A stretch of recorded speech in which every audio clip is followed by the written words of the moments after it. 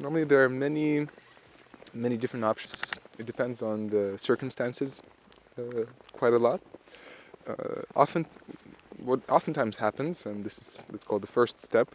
So let's say a student is learning at a certain city, or a certain country, and eventually he gets, let's say, to a third queue. Sometimes happens at fourth queue, third queue, but well, most oftentimes first queue. So when let's say he learns Aikido for a year, 2 years, maybe 3 years, and then he needs to head back home, but there's no dojo around that city. So what happens oftentimes is that person asks for permission to open his club, or even the teacher asks him to do that.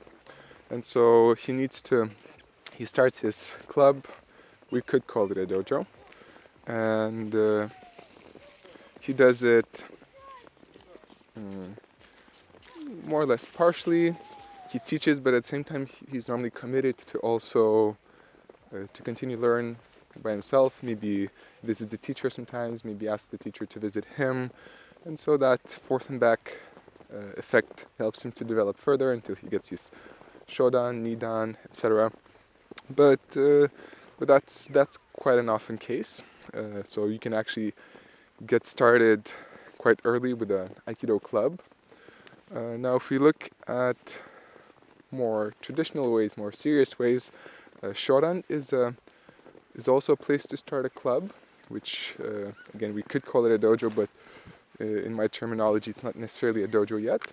Let's say if you pass your shodan as well, and then normally you either help your instructor by teaching further, and it's not very common to, maybe the instructor can ask you to open up a club which is connected closely to the main dojo, and to open it in the same city or another city, but again it's partially, you can't really call it yet fully your own, so that's something that happens as well. And let's see, the third case, and the most serious one, and probably where most people would like to head or be at, it's from Nidan, and oftentimes it's considered a good tradition to start from Sandan, from the third black belt, is when you reach that level, it's more common that you're considered an instructor on your own. Obviously it's very healthy if there's a relationship with the main instructor still, but then you're more or less good to start your own club, or now you could start what I would call a dojo. So in terms of making the difference between the dojo and the club is, I consider, and a lot of people consider the difference, a club is something which it's a second, it's a part of your life basically. So let's say you're working, you have a job, and you work full time or maybe half time, and 2 or 3 times per week you teach. A dojo I would consider something where you're fully devoted to, where you live from that. Basically we're looking at something professional, where oftentimes we're not the only instructor teaching, and that's okay.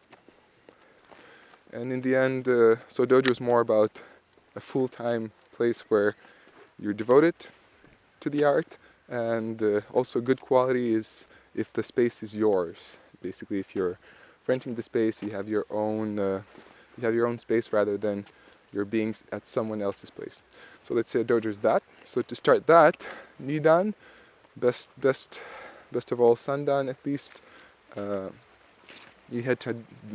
It's a good thing, I think, to go to another place, not to stay in the same city as your instructor, and then to start your dojo there. I think at that level you should be good to go.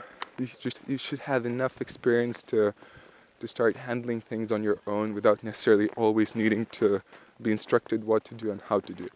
So just to recap, basically the first level would be a partial level where there's no other choice, and sometimes it even happens at 6th queue, 5th queue, whatever, but let's say 3rd queue, 1st queue. So you start because you have no other reason. The second one is you're more or less an instructor of that dojo in another place, but that's Shodan, Nidan.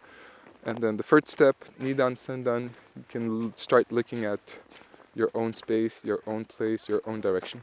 So I think that would be a very full, in-depth answer to that question.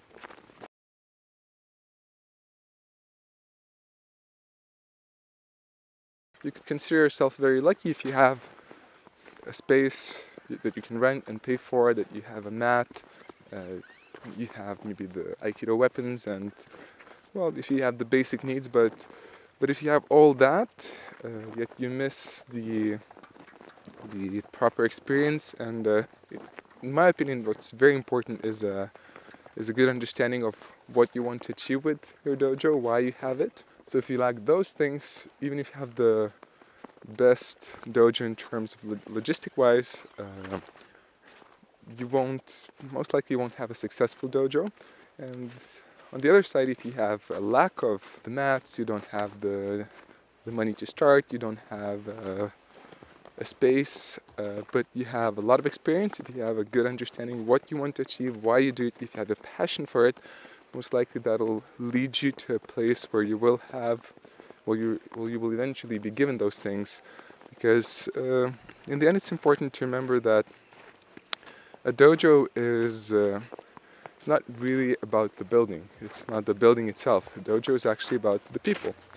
If you have a great building but no people, no connection with the people, you're not able to give something valuable to them,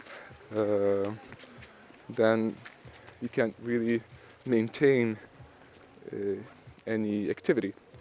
But if you have, let's say, you don't have those things, but you have a great connection with people, you give them very valuable things, and you're a very qualified instructor, very passionate, even more importantly. Most likely the people who are who are coming to your place, whatever that would be, eventually they will support you to develop that into something more important, into something more professional.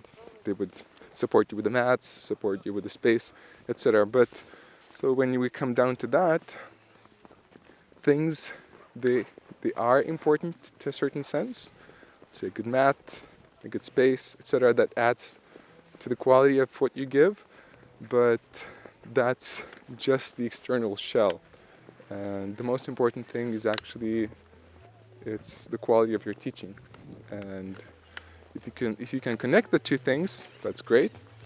But if you need to choose from those two, always go with the passion, with your experience, and with your knowledge and ability to teach. So I think that's what's most important in running a dojo.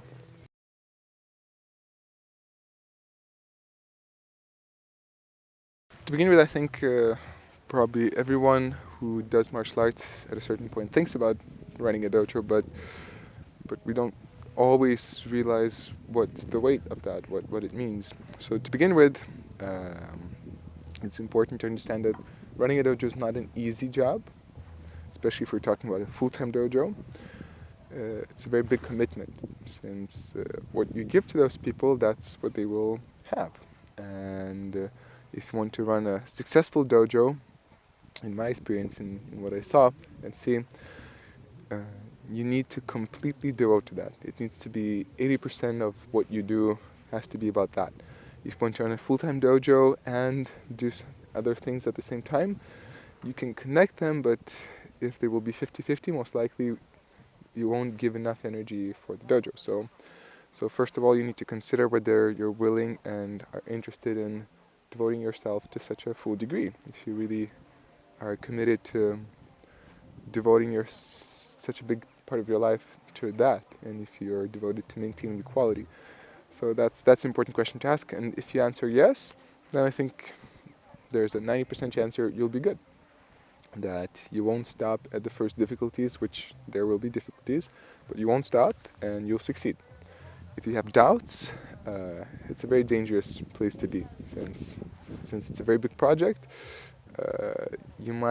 Those doubts might create too many blockages, difficulties, and there's a big chance of failure. So if you ask yourself that question first, if you're fully devoted, if you're up to all the challenges, and the answer is yes, then you're good to go.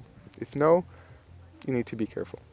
And now just to put another side to that, if you're looking at a club, running a Aikido club, 1, 2, 3 times per week, that's a bit of a different question. I think the main question is can you find the balance between what you do outside of the club and in the club? Can you give enough energy, since it's going to need energy as well, but not as much as a dojo? If you can find the balance, if you can give equal energy to what you do and the club, I think it will be good. And also just to make sure that you have the basic qualities to teach. If you have enough knowledge, basically if you're fairly good at what you do, you don't need to be perfect and never expect to be perfect. If you're going to wait until the perfect moment to start your dojo or your club, that's never going to happen unless the instructor will say go and do it. But remember, you're never going to be perfect. Think if you can balance everything in your life, including the club or the dojo, and think if you're up for the challenge, and if all the answers are yes, then just do it.